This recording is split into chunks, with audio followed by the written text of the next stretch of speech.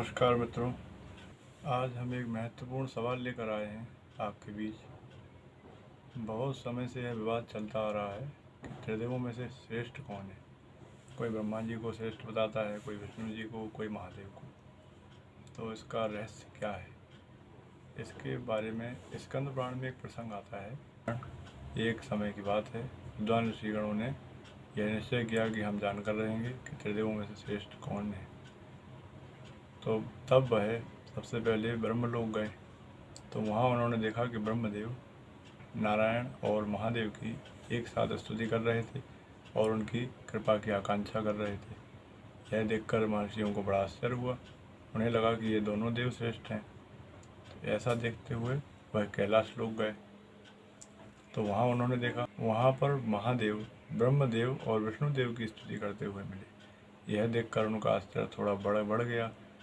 तब उन्होंने निश्चय किया कि जरूर नारायण ही सर्वश्रेष्ठ देव होंगे। जब वह नारायण के पास गए तब उनके आश्चर्य कोई सीमा न रही।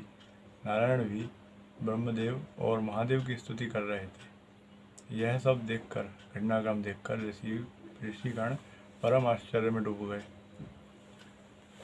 आपस में वह वार्तालाप करते हुए सोचने लगे और कहने लगे कि ये तीनों देवता एक दूसरे की पूजा करते हैं, तो यह निर्णय करना तो बहुत कठिन है कि इनमें से श्रेष्ठ कौन है।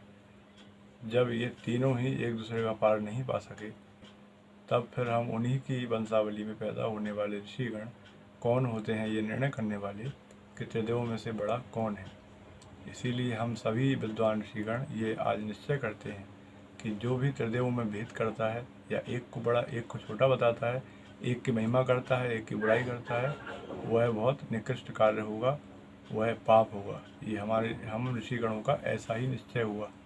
ये सब घटनाक्रम देखकर ऐसा उन ऋषि मुनियों ने निश्चय किया। इसके बाद उन्होंने आपसी सहमति जताई एक मत पर त्रिदेवों के बारे में कि जिन भी देवों में रुचि हो वह उनकी पूजा करके अपने पापों से पार पा सकते हैं और संसार सागर से तर सकते हैं, अपना कल्याण कर सकते हैं। इसके लिए किसी को ऊंचा नीचा बनाने की कोई ज़रूरत नहीं है। जिनमें रुचि है वो उनकी पूजा करें। यही हमें स्कंद पुराण की कथा से सीख मिलती है।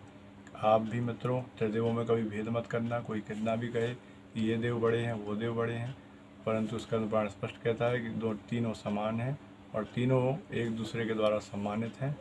इसीलिए हम कोई नहीं होते उनमें भेद करने वाले। धन्यवाद।